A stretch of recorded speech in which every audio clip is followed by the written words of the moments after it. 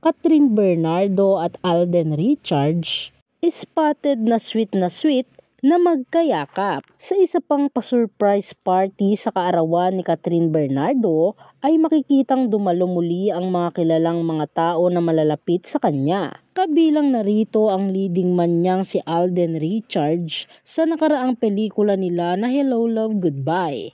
Nagtrending muli ang tambalan nila dahil sa mga ilang clips at shots na super sweet ang dalawa, kaya hindi mapigilan ng mga netizens na kiligin sa mga ito. Sa isang video clip na viral na ngayon, spotted si Alden na nakahawak sa kamay ni Catherine na payakap habang nagpapapicture.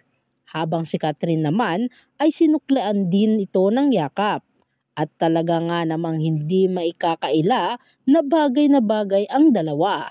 Napansin din ng mga mapanuring mga netizens ang kapwa-suot na singsing ni na Alden at Catherine.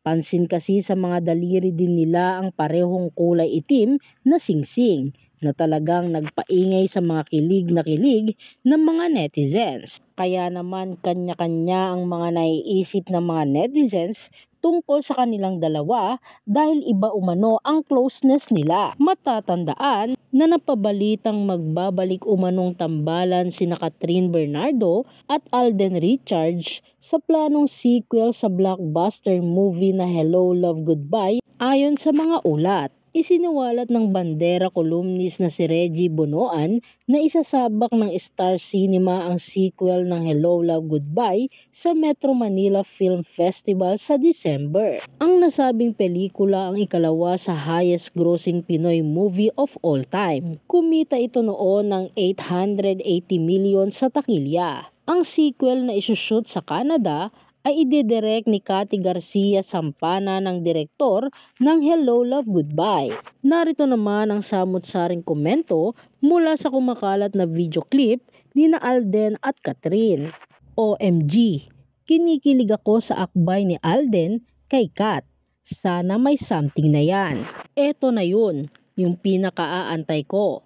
Noon pa man, may chemistry kayo para sa akin. Bagay naman kayong dalawa. Sana magkatotoo ang hiling ng marami na maging kayo. Wow, ang close. Mukhang ang close talaga nila. Both single naman, kaya wag na kayo humadlang.